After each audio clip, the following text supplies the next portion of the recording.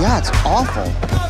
This is trading. I may have picked the wrong career. Well, you know what? He comes into this world in which he has a lot of knowledge but no experience. So he's very book smart and he's very ambitious and very optimistic, and he thinks he can sort of like get in there and just sort of be successful on his terms, and then very quickly realizes that that's not how the world works, or this particular world works in the financial world. So he does have to change very quickly and he has to adapt very quickly. And I think he is super ambitious. So where someone else might be like, look, this is not for me, it turns out, he was like, well, I'll just change who I am to fit into this world and figure out what it is to be successful, and I'm going to do that thing. So it was fun to play him because he very quickly had no boundaries and no rules, and he was just going to do whatever it took to sort of to become successul. And then I also go through a hair transformation that was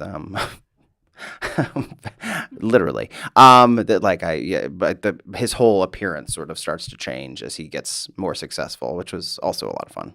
I think it wants to sort of project this air of success, so he starts to dress and try to look like people that he thinks are successful, like Gordon Gekko. So he's has his like Michael Douglas hair, and his suits get better, and he gets cooler glasses, and that whole world is all about showing your wealth and showing your success. So he has to sort of try to keep up with that, which is is fun, but not great.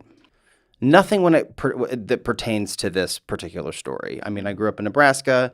My family was not affected by this stock market crash. So I can't say that I had a lot of knowledge about that going into it. At 1987, I was, 9 years old, watching way too much television, just eating a shit ton of junk food, and living my life, living my 9-year-old dreams. They really created this very accurate, but it feels sort of ridiculous that was the world, and that was fashion, and that was technology, and but that was it. Like, these people were operating at the height of all of those things. Like, those cell phones were very exclusive and very expensive, and not a lot of people had them. So if you did have them, like, you were fucking cool. And these clothes that we wear are so ridiculous, but that was it. That was like the height of fashion at that time. Yeah, no, I definitely, particularly when I was younger and sort of going out more, I think, I would try to like go to clubs and things like that. And like, that's a lot of who you run into. There are these like douchey guys who get like bottle service, who are, all named like Brad or, Jake. And they have, girlfriends who are in publicity. And like, and they all have like, that's who makes up a lot of that sort of like club world in New York, or at least did. I have not been to the clubs recently.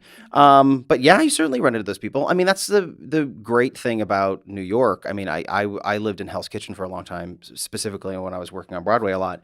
So my world became a lot about that. But you don't have to go very far to experience a very different version of the world, of a whole different New York City, which I love that about New York.